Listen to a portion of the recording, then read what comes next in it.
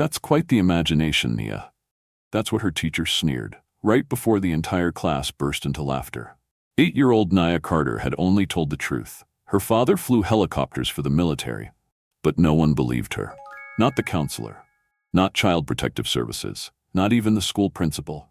Instead, she was humiliated, investigated, and nearly taken from her mother, labeled a disturbed child spinning fantasies. But what no one knew was that Nia carried something far more dangerous than a story. She carried national secrets encrypted in bedtime tales her father had whispered before vanishing on a classified mission. And 2 days later, when the sky above the school split open and a matte black helicopter descended onto the playground, the world would realize the girl they dismissed wasn't just telling the truth. She was holding it together. Now, before we dive deeper, please subscribe to our channel. We share powerful, meaningful stories like this every day. And drop a comment below to let us know where you're watching from. Thank you so much, and now let's get back to the story. That's quite the imagination, Nia. The words sliced through the air with a smirk, landing hard on the 8-year-old girl's heart. Around her, the classroom of third graders erupted into laughter, the kind that echoed and stayed long after the sound had faded. Nia Carter stood frozen at the front of the room, hands clasped in front of her yellow cardigan, her dark eyes wide, not in fear but in disbelief. Mrs. Granger hadn't just doubted her, she'd humiliated her. "My dad really is a pilot," Nia said softly, almost more to herself than to anyone else. Mrs. Ruth Granger tilted her head as if Nia had said something especially amusing. "And he flies military helicopters for secret missions, right?" She turned to the class as if inviting them all in on the joke. "Maybe next week she'll tell us her dad's also a superhero." The laughter grew louder. Billy Thompson made a buzzing sound and spun his arms like rotor blades. "Whup, whup, whup! Incoming rescue, it's Captain Daydream!" Rachel Pierce chimed in. "Yeah, and my dad's an astronaut. He taught aliens to moonwalk." More laughter. Nia felt the sting deep in her chest, not just the embarrassment, but something more brutal. She wasn't lying. She never lied about her father. She didn't need to. Major David Carter was real. Her father was a pilot, and she was proud of him. But in this classroom, her truth had just been turned into a punchline. Mrs. Granger raised a hand, silencing the room only after her own smirk had fully formed. "Let's focus on real careers, class. Something you've actually seen. Maybe next time, Nia, you can say your mom's a nurse. That would be more believable." Nia opened her mouth to object, but nothing came out. Her words, her certainty, her pride, all smothered by the sound of her classmates' giggles and the stinging condescension in her teacher's voice. She walked back to her seat slowly, staring down at the classroom tiles so no one would see the tears pooling in her eyes. She didn't notice the one student who wasn't laughing, Jordan Ellis, a wiry boy with glasses too big for his face and a stutter he tried to hide by saying very little. He watched her from his corner desk, silently mouthing what he wished he could say. "I believe you." That afternoon, in the teacher's lounge, Mrs. Granger stirred cream into her coffee with casual satisfaction. "You wouldn't believe what Nia Carter said in class today," she told Mrs. Bennett, the 4th grade teacher. "Oh Lord, what now?" Mrs. Bennett asked, distractedly flipping through the lunch duty roster. She claimed her dad flies helicopters for the Army, Blackhawks or something ridiculous. "These kids just make up whatever they want." Mrs. Bennett raised an eyebrow. "That's the girl with the nurse mom, right? Single parent?" "Exactly," Mrs. Granger said, sipping.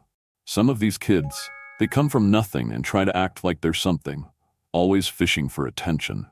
Neither of them noticed the janitor, Mr. Lionel Briggs, silently wiping the vending machine nearby. His face was neutral, his movements unhurried, but his hand paused for a half-second when he heard Nia's name. And again when he heard the word Blackhawk. That evening, the sky turned soft with dusk as Nia walked home alone. Her yellow backpack bounced against her back, a little too big for her small frame. Most kids had someone waiting at the gates to walk them home. Nia had grown used to walking by herself, past the quiet corner store, the rusting basketball hoop, and the long stretch of cracked sidewalk that led to the apartment complex she called home. What she didn't see was the black SUV parked 2 blocks down. Inside, a man with a buzz cut and an unmarked laptop watched her through a tinted window. He didn't speak. He only made a few notes. Carter, Nia, daily route confirmed. Phase 1, complete. When she reached the apartment, her mother Sierra greeted her in the kitchen, a quick hug and a forehead kiss, before rushing back to stir the pot on the stove. She was still in her nursing scrubs, her dark hair pulled back, her face tired but warm. "Hey baby girl, how was school?" Nia hesitated. She wanted to tell her about Mrs. Granger, about the kids, about how her voice had failed her, but she just smiled faintly. "It was fine." Sierra paused, looked into her daughter's eyes. "You sure?" Nia nodded, setting her backpack down. "I made your favorite, baked mac and cheese." Nia didn't have the heart to ruin the moment. Later, when Sierra had left for her night shift, Nia sat in her bedroom alone. Her walls were painted sky blue, with decals of stars and clouds, remnants of bedtime stories from a father who hadn't been home in months. From under her bed, she pulled out a shoebox covered in stickers. Inside were her treasures: photos of her father in uniform, flight patches, a folded letter with her name written in the corner, "To my Starlight." She traced her fingers over the words. She wasn't making anything up. Her father was real. They just didn't believe her. And somehow that hurt more than she expected. She climbed into bed and reached for the walkie-talkie on her nightstand. It didn't really work, not across thousands of miles. But it was their secret signal. She pressed the button and whispered, "Come back soon, Daddy. They don't believe me." And from a world away, somewhere beyond the oceans, through deserts and war zones, a man in black gear looked up from a radar screen and murmured, "I hear you, Starlight." The next day, Hawthorne Academy's walls were lined with colorful posters for Heroes in the Classroom Week. Students were buzzing with excitement, trading stories about what their parents were going to bring in. Jordan sat by himself on the edge of the playground, holding a sketchbook. From across the yard, he saw Nia sitting by the big maple tree, head bowed as she drew with meticulous focus. He walked over, nervously clutching a crayon. She looked up. "Hi." Jordan swallowed hard. That's an nice helicopter." Nia smiled. "Thanks, it's an Apache. My dad flies them." Jordan sat down beside her. "My uncle was in the Air Force. He said real pilots, they never brag, just fly." Nia nodded. "That's what my dad says too." And for the first time in a long time, someone sat beside her without laughing, mocking, or doubting, just quietly believing. But as they colored together, a man in the black SUV across the street lifted a camera with a long-range lens. He zoomed in on the two children, then typed, "Secondary contact identified. Observation continues." Back inside the school, Mrs. Granger leaned over a copy of the schedule for Hero Week. "Let's pencil in Nia Carter," she said sarcastically to the counselor. "She claims her dad's coming. Maybe we'll get a magic show, too." The counselor chuckled, though uneasily. By the time the final bell rang, no one knew that the clock was ticking, that gears had been set in motion. That deep in a fortified bunker thousands of miles away, a stealth operation had just been greenlit, Operation Skylight. And its extraction target wasn't a politician or an informant. It was a little girl no one believed, but whose truth was about to rock the entire world. "She's making him up for attention." The words fell flat in Mr. Elliot Harris's office, but Mrs. Ruth Granger said them as if they were gospel. She leaned forward across the counselor's desk, arms folded with all the conviction of someone utterly sure of her own perception. Mr. Harris frowned. "You're referring to Nia Carter again?" "Yes." She told the entire class, again, that her father is a military helicopter pilot, a Black Hawk pilot no less. It's become disruptive. She didn't say the real words she was thinking. Delusional, fantastical, impossible. Elliot nodded slowly and jotted a note into the file open in front of him. "And you believe this is a sign of what? Emotional instability?" Mrs. Granger crossed her legs and sighed, as if burdened by the need to explain the obvious. "I believe it's a coping mechanism. Her mother works nights, there's no father in the picture. She's creating a fictional parent to feel important, to feel safe." Elliot leaned back in his chair and considered her words, but something didn't sit right with him. Nia had always been quiet, observant, never disruptive. And yet, he had to admit, he had never seen her picked up by a father. Never heard mention of him from anyone but her. "Still," he said, "I'll keep an eye on it.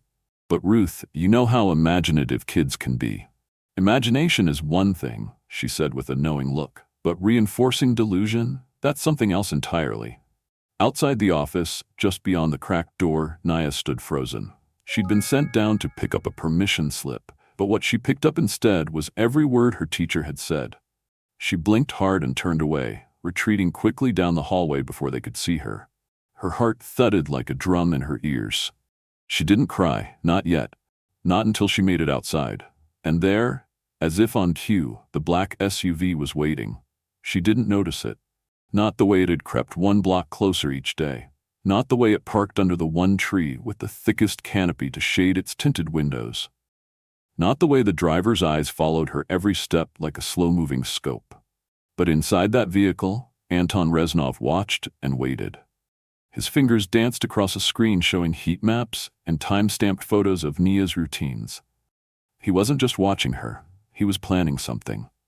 That evening, Nia Carter took a rare night off. The worry in her gut had been growing.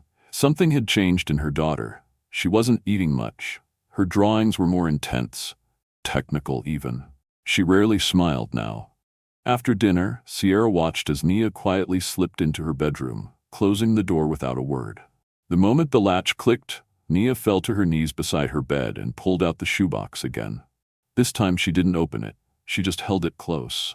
Then, with her hand trembling slightly, she reached under the mattress and retrieved the toy walkie-talkie, the one her father had given her 2 birthdays ago. She pressed the button. "Daddy, they don't believe you exist. They think I made you up, but I didn't. I know I didn't. Please come soon." Far away, under a mountain range where the world went dark and silent, the signal pinged a transceiver. In a restricted military bunker, a red light blinked to life. Major David Carter, sitting in front of encrypted satellite imagery, straightened in his seat. The call had come. A child's voice, her voice. The operator turned to him. "Sir, it's a signal from the fallback frequency." David didn't hesitate. "Patch me in." The walkie-talkie in Nia's hands crackled suddenly. Then came his voice. "Starlight, is that you?" Nia clutched the device to her chest, tears pouring silently down her cheeks. "They think I'm crazy." David's tone stayed calm, measured, but something in it had shifted. "You listen to me. You are not crazy. You are the bravest girl I've ever known. And I'm coming. Soon." "How soon?" A pause. Then, "We're prepping for daylight exfil. Thursday morning, school grounds. You'll know it when you hear it." Then silence. No click. No goodbye. But Nia didn't need either. She placed the walkie-talkie under her pillow and stared at the ceiling, whispering over and over like a prayer. "He's coming. He's coming."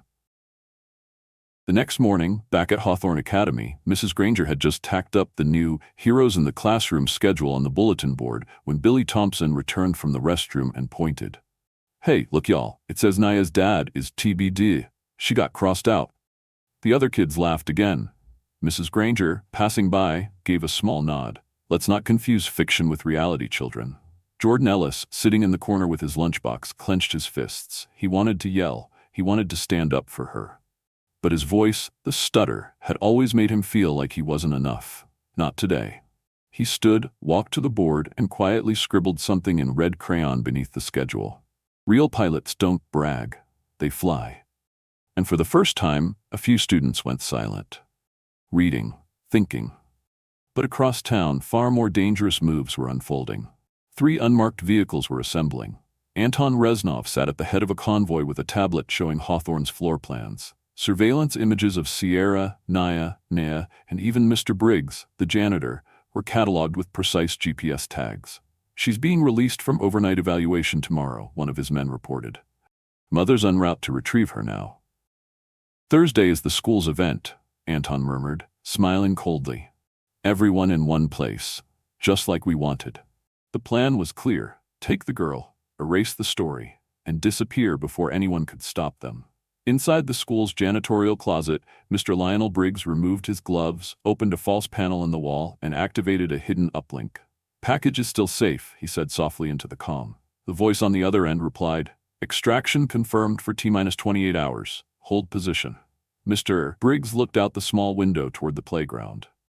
"They won't see it coming," he muttered. And outside, the wind shifted. Like the breath of something heavy moving into place. The storm was coming, not the kind that rattled windows. The kind that landed in silence, changed everything, and vanished before anyone could explain how. We're going to have to take her in for observation, the woman from Child Protective Services said, chat not unkindly, but with the unshakable tone of someone who believed they were helping. It's not permanent, just overnight, a precaution. Sierra Carter stood frozen in the middle of her living room, one hand clutching her cell phone, the other hovering protectively behind her daughter. Nia sat on the couch, her small hands trembling, her yellow backpack resting by her feet like a shield she couldn't lift. The two CPS agents, a woman named Angela Morris and her clipboard-carrying partner Tom Watson, looked so official, so neat, so certain. "You can't be serious," Sierra said finally, her voice shaking with disbelief. "Because my daughter said her father is a pilot? That's what this is about?" Angela gave a tight smile, the kind social workers are trained to use when softening the blow. "There's been concern raised about the consistency of Nia's statements, about potential emotional stress. The school counselor believes she may be exhibiting signs of emotional disturbance, fantasizing about a parental figure who may not exist." "I told you," Nia blurted, her voice sharp. "He's real. My dad's name is Major David Carter, and he flies helicopters for the U.S. Army." Tom scribbled something on his clipboard as Angela crouched down, gently taking Nia's hand. "Sweetheart, it's okay. No one's angry. We just want to talk to you in a quiet place and make sure you're okay inside too." Sierra stepped forward. "No, you're not taking her anywhere." Angela rose, calm but firm. "This is technically a voluntary request for now, but if you refuse, we'll have no choice but to seek an emergency court order." Sierra's mouth went dry. She looked at her daughter, her brave, stubborn, brilliant little girl who clutched her father's old dog tags hidden in her pocket like a sacred relic. And she realized, if she fought too hard, they'd twist her love into guilt, her protection into obstruction. They'd win. Not because they were right, but because the system didn't believe women like her, didn't believe children like Nia. Not without proof, not without pressure, not unless you forced them to see. Sierra dropped her head for a moment, then looked up. "You want to take her overnight?" she said coldly. "Fine, but I'm calling a lawyer, and I'll have every shred of documentation you need by morning." Angela nodded. "That's your right." Sierra crouched beside her daughter, brushing a curl back from Nia's forehead. "I'll come get you, baby, first thing in the morning, I promise." Nia nodded slowly, eyes glassy with fear. "Will Daddy be mad I told them?" Sierra's heart cracked. "No, sweetie, Daddy would be proud of you." As the door closed behind them and Nia disappeared down the hallway with the CPS workers, Sierra stood alone in the silence of their home, fists clenched, her breath ragged. Then she moved.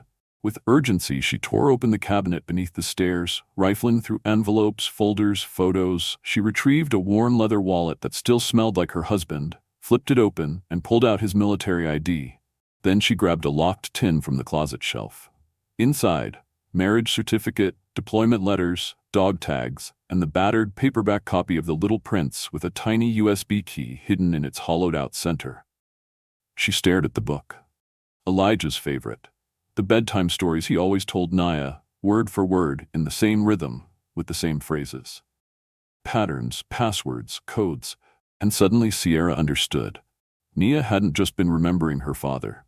She'd been carrying him, all of him, inside her head.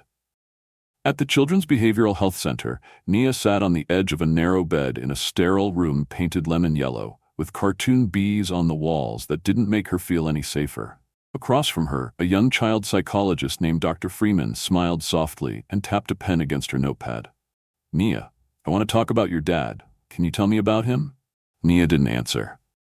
"It's okay if you made him up," Dr. Freeman continued, using the same gentle tone people use when telling children their imaginary friends can't come to dinner. "Sometimes we create stories to help ourselves feel better." Nia looked up sharply, her face hard. "He's the only thing that's real." "Then help me understand," Dr. Freeman said carefully. "Why can't we see him?" "Because he's saving people," Nia snapped. "He's doing something important, and bad people want to stop him." Freeman wrote something down, her face unreadable. "And these bad people? Are they after you too?" Nia didn't answer. She thought about the SUV, the man with cold eyes, the way her mom checked the locks twice at night, the way Mr. Briggs had looked at her that day by the lockers and said, "Tellin' Briggs still owes him a beer from Kandahar." No one else believed her. But someone knew. And someone else was watching. Back home, just hours after Nia was taken in, Sierra returned to find her back door ajar. The house was quiet, eerily so. The lights were off, the air still, the kitchen clock ticking the seconds like a countdown. She crept inside with a kitchen knife clutched tight in her hand, dialing 911 with the other. When she reached Nia's room, her worst fear came true. The teddy bear, the one Elijah had sewn a secret into, was lying disemboweled on the carpet. The USB drive was gone. Suddenly, a low groan echoed from the hallway. Sierra turned sharply, heart hammering. There, half slumped in the living room, was a man in tactical gear. Not dead, just unconscious, his wrist zip-tied and a strange metal dart still embedded in his shoulder. And on the floor beside him, in block letters typed on a folded card, "Not tonight, see." Sierra's breath caught. "Cleveland? Mr. Briggs?" She grabbed the evidence and backed away, heart pounding. Her daughter had been right, every word. And now they were coming. 50 miles away, in a sealed military command room, Major David Carter stood before a large digital screen showing real-time satellite surveillance of a black SUV outside a school. "They've located my daughter," said his commanding officer, Colonel James Ward. "You have 48 hours before extraction becomes critical." David stared at the map. Then slowly, his jaw clenched. "I'm not waiting 48 hours. Ward's voice was quiet. "You understand the risk?" David turned, eyes burning.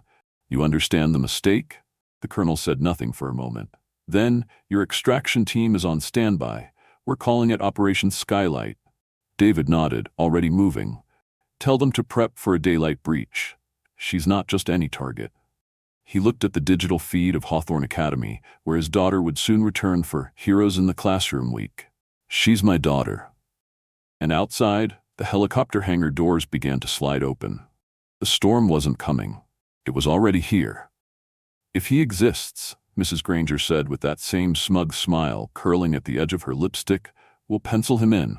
The yellow permission slip fluttered like a flag of mockery as she placed it on Nia's desk, tapping it once for emphasis. "Your mother will need to sign it by Friday. No last-minute cancellations." Nia didn't flinch. Not this time. Her chin was lifted, eyes locked forward like her spine had steel woven into it.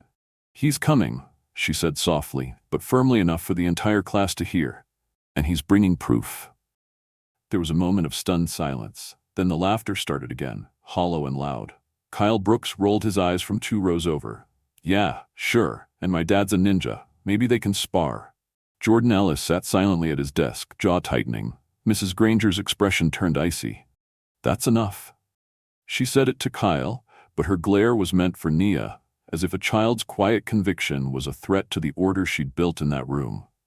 Later that morning, during the faculty meeting in the staff lounge, Mrs. Granger poured herself a second cup of coffee and leaned against the countertop, her voice echoing across the tired room. "I don't care what that little girl says.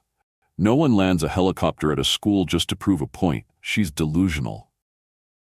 Mr. Harris, the school counselor, sat stiffly at the corner table, trying to disappear behind his clipboard. He'd been having second thoughts ever since the CPS visit. Something didn't add up. He hadn't said it out loud, not yet, but a knot had been forming in his stomach. Something beyond procedural guilt. Something that felt dangerous. "Well, she'll get the help she needs," Mrs. Granger said with finality. "Maybe then she'll stop playing pretend." What she didn't see, what none of the faculty saw, was Jordan crouched outside the door. Small, scared, but holding a phone recorder tight in his palm, capturing every word. His heart was pounding in his chest, but he didn't stop the recording until Mrs. Granger let slip. "These people always reach for glory because they have so little of it." These people. That's when Jordan's thumb stopped the audio. And that's when he knew. It wasn't just about Nia's dad. It was about who Nia was. What Mrs. Granger saw when she looked at her. Not a bright girl, not a brave child, but a problem. He backed away from the door and ran. Downstairs, he found Mr. Briggs, the janitor, finishing up breakfast cleanup in the cafeteria. Jordan could barely speak, so he simply opened his lunchbox and pulled out a small voice recorder. Briggs frowned, eyes narrowing as he clicked play. As Mrs. Granger's words filled the air, his jaw clenched. When the recording finished, Briggs said only one thing. "You did good, son." That same morning, Nia arrived back at school. The night away in observation hadn't broken her. It had steeled her. She walked through the hallway like someone on a mission. Her yellow ribbons were tied perfectly, her cardigan pressed, her shoes spotless. She was ready. But not for class. She had one more thing to do first. From her backpack, she pulled a small Apache helicopter model, wings perfect, blades intact. It wasn't a toy. It had detail, weight, precision. Her father had given it to her, showed her every part, explained the blades, the sensors, the escape hatch. She placed it carefully on her desk. Mrs. Granger stopped in her tracks when she saw it. "What is this?" she asked, the smile on her lips pure venom. "It's a model," Nia said quietly, "of what my father flies." Mrs. Granger picked it up with 2 fingers, turning it over like it was garbage. "Class, let's give Nia a hand for her creativity," she said with a theatrical clap. She even brought a prop to match her story. A few giggles rose. But Nia didn't lower her gaze. "It's not a story," she whispered. "It's the truth." Mrs. Granger placed the model down with a patronizing pat. "Yes, dear. Very creative."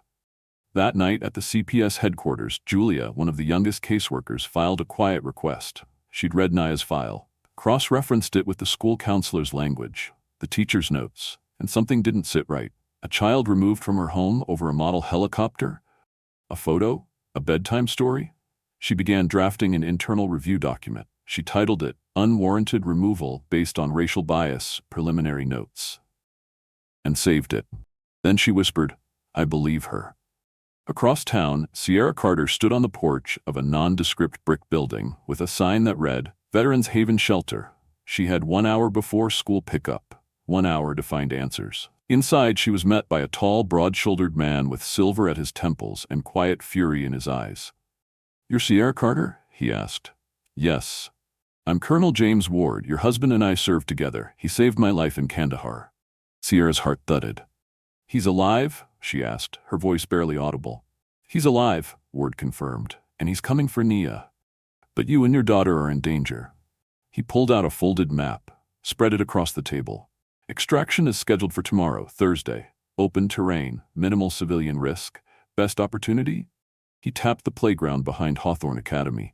"Hero in the classroom day." Sierra blinked. "He's going to land?" "Exactly that." Ward leaned forward. "But there's more. Your daughter, she holds information, patterns, stories, David embedded with codes, coordinates, Elijah encrypted memory keys into bedtime tales. Because they couldn't be stored anywhere else." Sierra sat back, her hands trembling. "Nia doesn't just know her father," Ward said. "She carries him."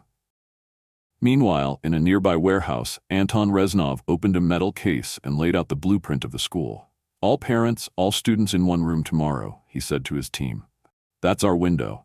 We extract the girl, get the memory sequence, eliminate the witnesses if we have to." No one in the room questioned him. The plan was already in motion, and the countdown had begun. The sky was too quiet that morning. Too clear, too calm. The kind of morning where everything felt normal, until it didn't. At Hawthorne Academy, red, white, and blue streamers curled along the walls of the auditorium. Rows of folding chairs filled the gymnasium, polished to a shine. Kids in their Sunday best squirmed beside proud parents, whispering and fidgeting with the excitement only an elementary school assembly could conjure. A large banner read, "Hero in the Classroom Week, celebrating our everyday champions." Mrs. Granger stood at the entrance like the keeper of a kingdom. Her pearl earrings matched her smug smile, and the clipboard in her hand contained a tight schedule she'd rehearsed all week. Every detail of the event had been obsessively orchestrated, except the one child whose name still gnawed at her. Nia Carter. The girl had arrived early, dressed in a crisp yellow dress, her hair in 2 perfect puffs tied with satin ribbons. She sat alone in the front row, a helicopter model on her lap, her walkie-talkie in her backpack, her hands folded calmly in her lap. "Guess Dad got stuck in traffic, huh?" Mrs. Granger said, bending down with false warmth and an icy undertone. Nia looked up, unwavering. "No," she said, "he's circling." Mrs. Granger blinked. "Circling?" Nia didn't reply. She didn't have to, because 30 miles away, Major David Carter was inside a matte black military helicopter, slicing through the air like a shadow. His voice was calm as he addressed his team over the comms. "We drop fast, extract Nia, and secure the area. Brooks and Briggs are already on the ground. No weapons drawn unless engaged." Below him, nestled between trees and rooftops, the school came into view. Back at Hawthorne, Mrs. Granger took the stage. Welcome, families. Today, we celebrate our students by honoring the incredible work their parents and guardians do every day. Let's begin. Applause filled the room. One by one, children took the stage with their parents. A dentist brought model teeth, a firefighter held up a heavy hose, an accountant explained taxes with phone coins and polite jokes. And through it all, Nia sat quietly, her eyes locked on the sky beyond the high windows, watching. Waiting. Outside the building, Mr. Briggs mopped slowly near the side exit, pausing once to press a small device into the dirt beside the playground. It blinked green once, then pulsed. Coordinates locked. Inside the auditorium, Mrs. Granger called out, "Next up, Kyle Brooks and his father, a structural engineer." But she stopped mid-sentence. The lights flickered. The ground began to vibrate. At first, people thought it was an earthquake, but then came the sound, a low thump, then another, then thump, thump, thump, thump. Papers fluttered, water cups trembled, phones buzzed with confused texts. "What is that?" a parent whispered. Someone stood, another followed. Children leaned against the windows, eyes wide. And then, someone screamed. A shadow moved across the playground, enormous, silent, unmistakable, a helicopter. But not just any helicopter. Matte black, sleek, silent until it wanted to be loud. And now it roared like thunder, descending with terrifying precision. Parents rushed outside. Teachers scrambled to contain the flood of students swarming toward the exits. Nia walked calmly through the chaos, through the crowd of awestruck children and disoriented parents. She reached the center of the playground and looked up, her dress flapping in the artificial wind. The chopper hovered 20 feet above. A door slid open. And there, clad in tactical gear, helmet under one arm, stood Major David Carter. A rope dropped. He descended with the ease of a man who had done this 1,000 times. Boots hit the pavement. Gasps erupted from the crowd. "Nia!" someone shouted. She wasn't lying. "Oh my God." Mrs. Granger staggered outside, her face pale. She looked from Nia to the helicopter to the man in black, then back to the crowd, now realizing what they'd witnessed. David knelt before Nia and opened his arms. She ran into them, burying her face into his shoulder. He lifted her effortlessly and turned to face the stunned assembly. "I told you he was coming," Nia whispered. "I told you," she repeated louder. Mrs. Granger stepped forward, hands raised. This is a violation of every school regulation. You can't just land a helicopter at a..." But her voice was cut off as a second figure appeared beside her. Colonel Ward, now out of his security disguise, stepped forward and flashed a badge none of the teachers had ever seen before. "This is a federal security operation," he said coolly. "Step aside." Mrs. Granger's face crumpled in real time. From the rear of the playground, Anton Reznov moved. He was dressed as a school visitor, fake badge clipped to his jacket. His hand slid into his coat. He moved slowly, deliberately, toward Nia and David, but he didn't get far. Before he could raise the weapon, a blur struck him from the left. Briggs, the janitor who had swept floors, wiped windows, and silently watched everything. Now he pinned Anton with brutal efficiency, twisting the pistol from his hand and stomping down on his wrist with military precision. "Stay down," Briggs growled. "This ain't my first floor to mop." A chorus of gasps echoed as teachers screamed and parents shielded their children. David looked down at his daughter. "We're leaving? Right now?" Nia nodded. "But what about Mom?" David turned, scanning the crowd. There, at the edge of the playground, Nia Carter was pushing her way through, shoving past frozen parents. Their eyes met. David's face broke into something softer, something human. He nodded once. Sierra mouthed, "Get her out." David lifted Nia again and climbed up the rope ladder. The helicopter's side door closed behind them. And then, it rose. Wind whipped through the playground, knocking hats off heads, lifting papers into the sky like confetti. Mrs. Granger staggered back, her mouth still open, her worldview crumbling. Colonel Ward stepped beside her. "We'll be needing a full report on your conduct. Immediately." She said nothing. She couldn't. As the helicopter disappeared into the sky, children screamed in awe. Parents fumbled for their phones. Reporters were already dialing. The story was too big to contain. The girl no one believed? She'd just been extracted by her father. A real military hero, in broad daylight, and the world would never be the same again. By 6:47 p.m., the video had over 2 million views. A father in tactical gear descending from a black helicopter onto an elementary school playground. A little girl running into his arms. The wind from the rotors sending hats, papers, and prejudices flying. It was too surreal to be fake. Too powerful to be ignored. The headline spread like a wildfire, cutting through a forest of disbelief. Black helicopter lands at Virginia school. Child rescued in front of teachers who mocked her. Military pilot pulls off daring public extraction of daughter after school ignores pleas. The girl nobody believed. Now the whole country is listening. Cell phone footage, taken from shaky hands, captured every angle. Parents' screams, the sudden wind, Nia's calm face, the final hug. A daughter's belief answered by a father's promise fulfilled. Reporters circled Hawthorne Academy within hours. School gates were blocked off. Helicopter tire tracks scorched the asphalt near the jungle gym. Yellow tape cordoned off what was now considered a classified incident. And inside the chaos, Mrs. Ruth Granger sat in the principal's office, her hands trembling in her lap.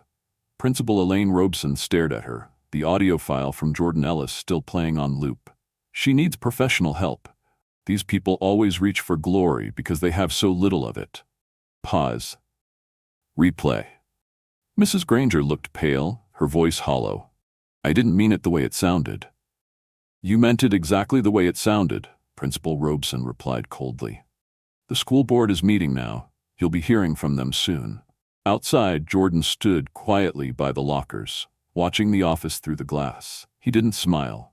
He just turned and walked away, slipping the tiny recorder back into his backpack like it weighed 1,000 pounds. Across the state, inside a windowless military debriefing room, Nia Carter sat with her feet dangling from a chair too tall for her. Her dress was wrinkled, her curls a little windblown, but her posture was straight and her eyes never wavered. Beside her sat Major David Carter, no longer in tactical gear, but still wearing the gravity of everything he carried. Across from them sat Director Asha Harlow, head of National Intelligence Coordination. We've reviewed the footage, Harlow said. There's no doubt now. She tapped her tablet, and a series of files appeared on the wall screen, redacted, encrypted, terrifying in their implications.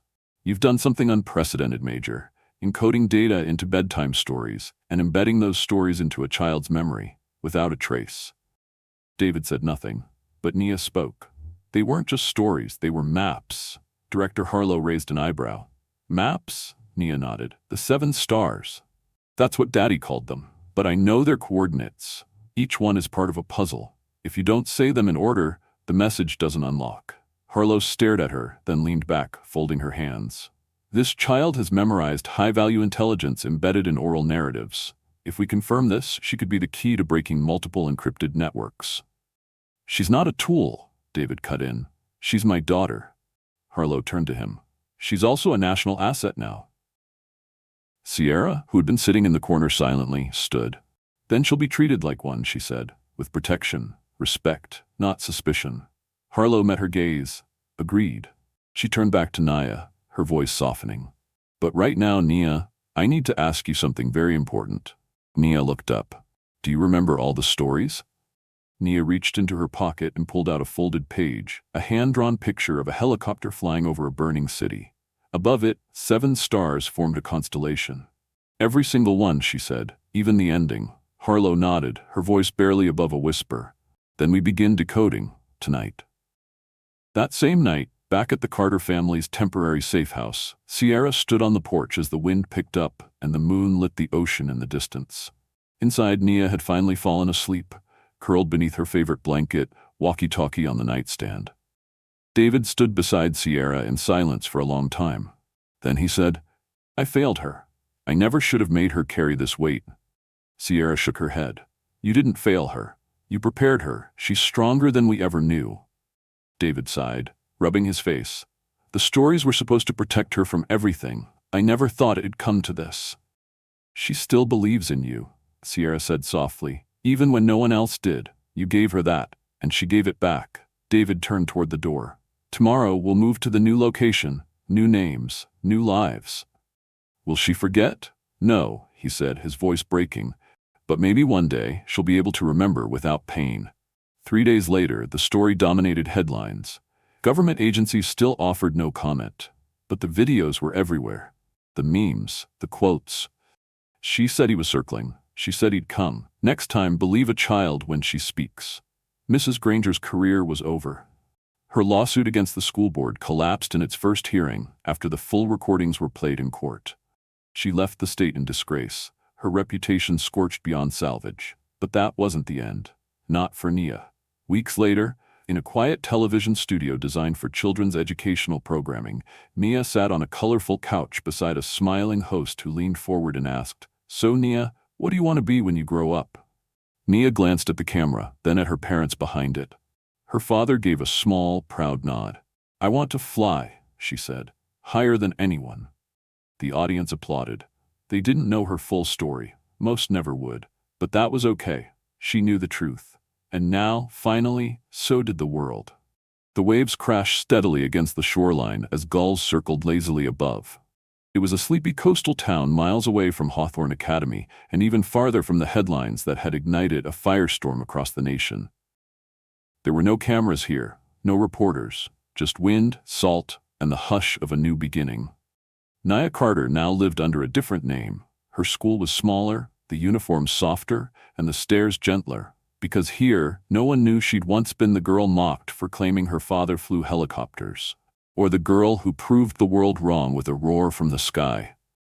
David and Sierra had repainted the walls of her new bedroom a familiar sky blue. But this time, the stars on her ceiling weren't just decorative. They were arranged in the exact configuration of the Seven, the secret constellation embedded in Elijah's bedtime tales. A reminder, a map, a memory that lived in her still. But if you asked Nia what she remembered most, it wasn't the helicopter or the rescue or even the moment her father dropped from the clouds. It was what came after. The silence, the safety, the truth finally being heard. She and Jordan still talked. The government had relocated him too, under protective guardianship, though David and Sierra had quietly filed to adopt him, and by spring the paperwork was complete. He now lived just down the hall, a brother not by blood, but by bravery. One afternoon, Nia stood in the middle of her new school's gymnasium for a family presentation day. The prompt was simple. Bring something that reminds you of someone you love. She held up her old toy walkie-talkie. "This," she said calmly, "is how I used to talk to my dad when he was far away. I didn't know it then, but every time I spoke into it, he was listening. Even when no one else believed me." The room was silent. No laughter this time. Just kids listening, eyes wide, teachers smiling. One child raised her hand and asked, "Was he in the army?" Nia smiled. He was the army. Meanwhile, in the heart of Washington, D.C., a quiet revolution was happening behind the scenes. Julia, the CPS caseworker who had questioned Nia's removal, now sat at the helm of a pilot program known only as the Amira Protocol in internal memos, named discreetly for Nia's previous alias. Its mission, to retrain child services professionals on racial bias, emotional assumptions, and the unseen burdens children often carry. Federal funding poured in, and behind it, anonymous pressure from a classified department within the Pentagon. They called her disturbed, Julia had said at the program's soft launch. But she wasn't. She was extraordinary. She wasn't just a story, she was the safeguard. At a private airfield 40 minutes outside of the city, Colonel James Ward oversaw the opening ceremony of a new youth program. The Carter Flight Academy. It welcomed children of veterans, underserved communities, and those who simply dreamed of the skies. Its logo featured a silhouette of a Black Hawk helicopter arcing through a trail of 7 stars. David Carter stood quietly off to the side, not in uniform, but in a pressed civilian shirt. No insignia, no salutes. Just a father watching his legacy take root in a place he hoped would never have to carry secrets again. He and Ward spoke briefly afterward. "I still replay that day," David said. "What if I hadn't come in time?" "You did," Ward replied. "And in doing so, you didn't just save your daughter."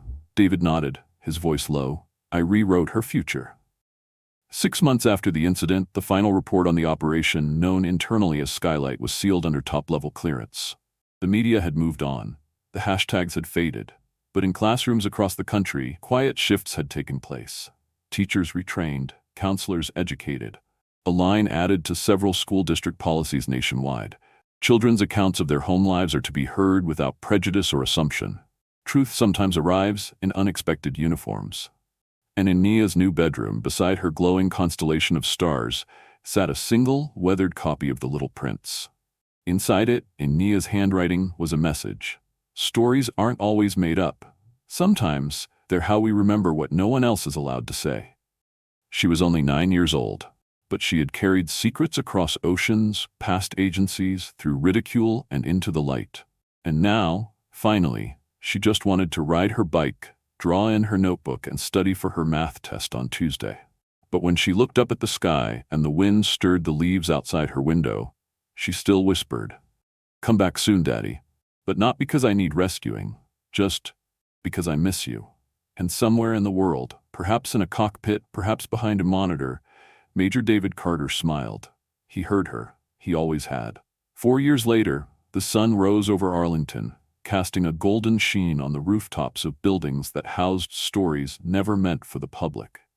Inside a modest auditorium tucked within a federal complex, a new generation of civil servants, social workers, and education administrators gathered for a seminar titled The Nia Carter Doctrine, Listening Beyond Assumption.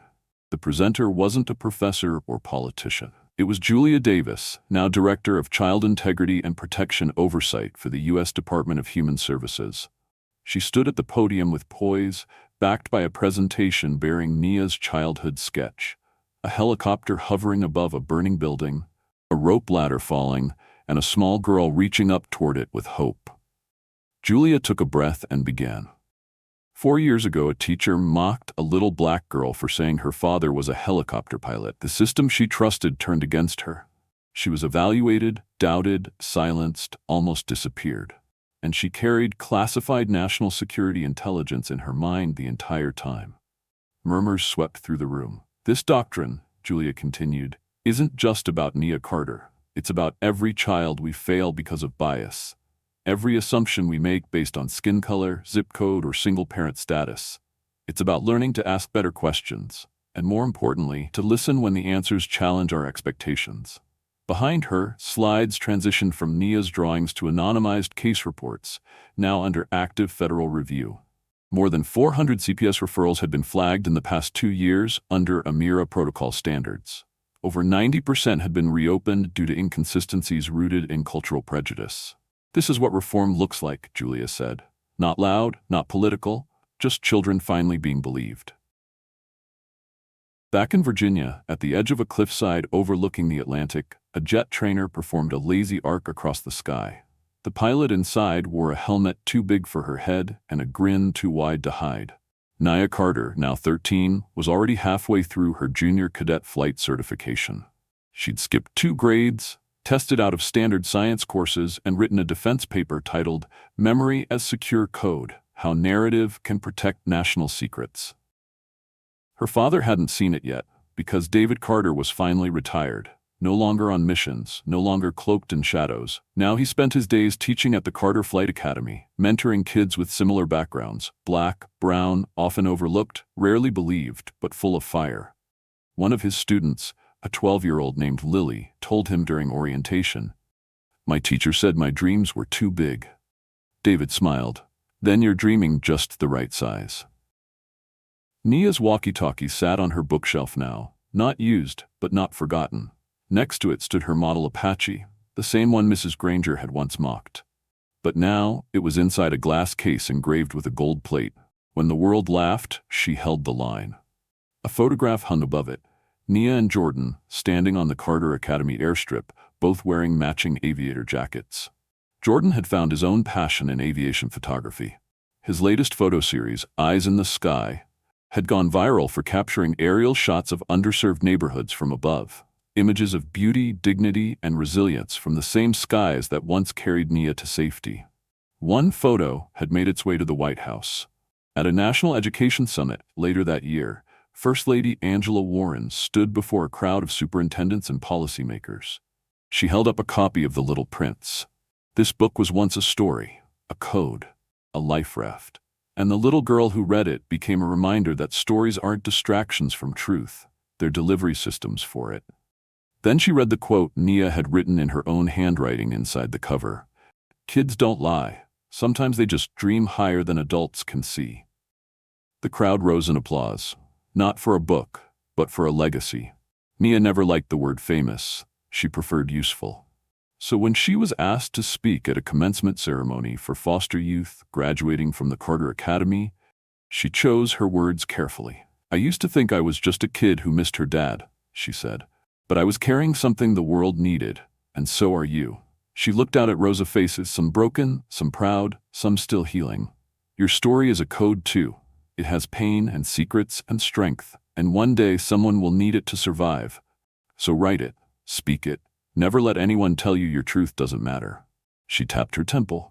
"It's already written in here." Applause thundered. Back at home, Nia pulled out a dusty file box and sat on her bedroom floor. She was alone until Jordan joined her, flopping beside her with a slice of apple pie and a lopsided smile. "What's that?" he asked. "Just old stuff," she replied, opening the box. Inside were yellow permission slips. Notes from Mr. Briggs, the crumpled flyer from Hero in the Classroom Week, with her name scratched out in red ink. She held it for a moment, then slowly, she took a red pen from her desk drawer and scribbled over the name. Instead of Nia Carter TBD, it now read Nia Carter Landed. And beneath it, in tiny letters, she wrote, "Sometimes truth has wings." The film adaptation wasn't her idea. In fact, Nia Carter almost said no to it.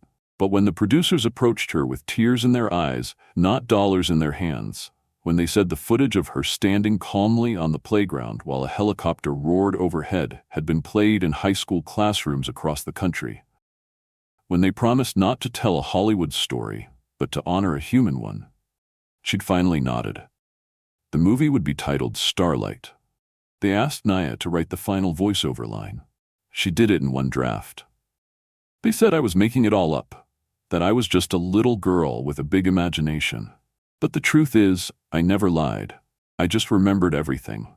And when you remember everything, the world has to listen." The trailer alone received 11 million views in the first week. But while the world applauded, Nia Carter quietly prepared for the hardest conversation of her life. 2 weeks later, she stood outside a steel security door labeled Department of Defense, Office of Internal Operations. Jordan waited for her in the car, fiddling with a new camera lens. Her parents had offered to come, but Nia told them this one was hers alone. The man waiting behind the door was Deputy Director Simon Voss. Years ago, he had signed off on her removal from school records, classified her father's mission as non-essential to family stability, and labeled her claims as delusional fantasy, likely stemming from paternal absence. Now, she was here to meet him. Not for revenge, but for reckoning. "Miss Carter," he said stiffly, standing as she entered. "Please, have a seat." She didn't sit. Instead, she placed a folder on his desk. Inside were copies of encrypted transmissions, letters from her father's extraction missions, and internal agency memos that had circulated while she was being evaluated by CPS. "I know who you are," she said, "and I know what you did." Voss removed his glasses. He was older now, worn thinner by time, maybe even remorse. "You were a child," he said quietly. "And you were right. I was a child," Nia replied. "And you made me feel crazy. You let them drag me away from my mother. You signed the forms that silenced me while foreign operatives tried to find what I carried in my mind." She leaned forward. "You labeled my truth as fiction. And when that truth came from the mouth of a black girl, it was easier for you to ignore it." Voss said nothing, because there was nothing to say. Nia reached into her pocket and pulled out a single item, her old, battered walkie-talkie. "I'm not here to destroy you," she said. "I'm here because no other child should ever have to broadcast truth into silence just to be heard." She left the walkie-talkie on his desk and walked out. That night, Nia stood on stage at the National Youth Leadership Summit. She was 17 now, in her first year at a special internship with the FAA's aerial rescue program. And this time, she wasn't the child being rescued. She was the one drawing the map. "I don't speak for every kid," she told the crowd. "But I speak as a kid who remembers what it's like to be laughed at for telling the truth." She lifted her hand. "This is for the girls in classrooms who are told to stay quiet. For the kids who speak in code because no one listens when they say things plainly. For anyone who's ever been told their story is too wild to be real." She smiled. Sometimes reality doesn't knock on the door. It lands in your backyard in a black helicopter. The crowd erupted. Her father stood at the edge of the stage, arms folded, proud beyond words. Her mother cried openly. And Jordan? He captured the moment perfectly. A photograph of Nia, under a banner of stars pointing upward. Later, that image would appear in textbooks. Captioned simply, "She remembered everything." 1 year later, the U.S. Department of Education unveiled a new national training initiative, Believe, bridging equity, listening, investigating, valuing every voice equally. It was based almost entirely on the Carter case. Every trainee watched the footage, read the transcripts, listened to the recording Jordan had captured outside the teacher's lounge. And before receiving their certifications, they read aloud a new pledge, drafted by Nia herself. "I will not dismiss what I don't understand. I will not diminish what doesn't look familiar. I will not silence what makes me uncomfortable. Because every child has a truth, and every truth deserves air." Nia's favorite place remained unchanged. A small hangar at the edge of the Carter Flight Academy. It was there, one summer evening, that she taught a group of 8-year-olds how to identify tail rotors and emergency exits. She wore a simple ball cap and her old aviator jacket, now patched with an insignia of 7 embroidered stars. One child, quiet, nervous, and curious, raised her hand. "Did you really fly in a helicopter when you were little?" Nia knelt beside her. "I didn't fly it," she said, "but I landed it." The girl giggled. "You think I could do that one day?" Nia gave her a wink. "If you remember what matters, you'll do more than that." Then she pulled out her walkie-talkie, still scratched, still scuffed, and handed it to the little girl. "You hold on to this," she whispered. "It's not magic, but it works." As the girl clutched the device, Nia turned to the open hangar doors. The sky beyond now streaked with dusk. She had more to do, more to teach, more stories to remember. Because she hadn't just lived history, she had rewritten it. The gymnasium hadn't changed. Same cracked bleachers. Same chipped paint along the baseboards. Even the old Hero in the Classroom Week banner still hung in the same spot, though faded by years of dust and sunlight. But this time, when Nia Carter walked through the doors of Hawthorne Academy, she wasn't 8 years old. She was 23. She wasn't carrying a notebook or a model helicopter. She carried a degree in aerospace systems, a government security badge in her back pocket, and a congressional medal for contributions to national memory protocols. But more than that, she carried truth, real, heavy, and finally heard. The school board had invited her back after years of silence, after lawsuits, after media scandals, after Mrs. Granger's resignation and the overhaul of the district's psychological referral process. This wasn't a reunion. This was a reckoning. As she walked toward the stage, a silence fell over the crowd of students, teachers, administrators, and media personnel lining the back wall. Her walk was calm, controlled, commanding. When she stepped behind the podium, she didn't begin with a speech. She began with a sound. A familiar click echoed through the gym as she raised a battered plastic walkie-talkie to her lips. "Starlight to ground control," she said softly, her voice steady and clear.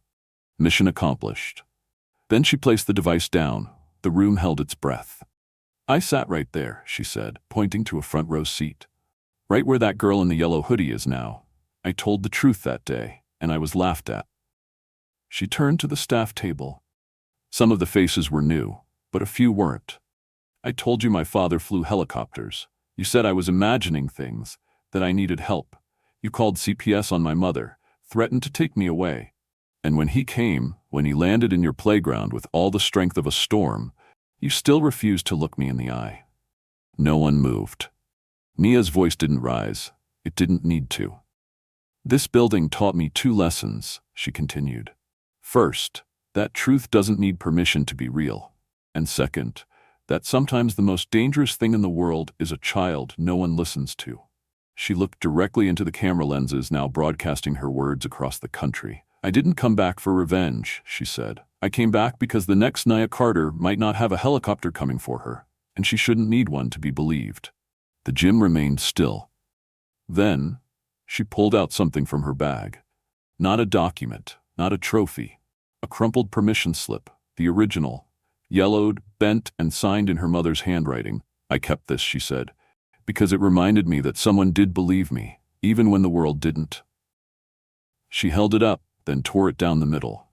And I'm here to make sure no child ever needs a permission slip to speak the truth again.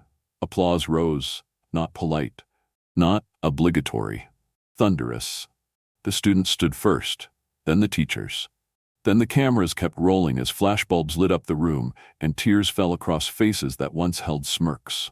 In the front row, a teacher in her 20s wiped her cheeks and whispered to her colleague she rewrote the whole story. And she had. Because that very evening, Nia stood before the state legislature flanked by educators and lawmakers and introduced the Carter Act. Children's Assurance of Rights to Tell and Express Realities. A federal initiative mandating immediate investigations into teacher misconduct related to bias as well as retraining protocols for any district involved in child psychological referrals based solely on verbal claims of parental status, racial profiling, or socioeconomic judgment. It passed unanimously. And with that, a policy was born. Not just from a file, but from a child who had once whispered into a plastic toy hoping someone, anyone, was listening. Years later, Nia stood beneath the night sky outside her new school, the Carter Ward Institute of Trust and Memory, where children trained not just in aerospace or intelligence work, but in storytelling, oral history, cultural truth, the art of remembering and being believed. She stood with her daughter now, a 4-year-old with the same bright eyes and quiet strength. "Mama," she asked, looking up at the stars, "did Grandpa really land a helicopter at your school?" Nia smiled, kneeling beside her. "Yes, baby, he did." "Did he fly away again?" "He did. Will he come back?" Nia pulled the walkie-talkie from her coat pocket, the same one that had once called a man across oceans. She handed it to her daughter and kissed her forehead. "If you ever need him," she said softly, "just press the button, he'll hear you." And beneath a sky full of stars, the little girl held the radio to her lips and whispered, "Starlight to ground control." And somewhere, in the echo of her mother's memory, in the legacy of those who had been silenced but never broken, a voice replied, "To anyone watching this video, especially if you've ever been told your truth was too strange, too bold, or too impossible to believe, you matter. Your voice matters. If you've ever been Nia, mocked, dismissed, or silenced, drop in the comments. Let the world know that some stories aren't fantasy. They're legacy." Don't forget to like, subscribe, and share this video with someone who still believes truth has wings.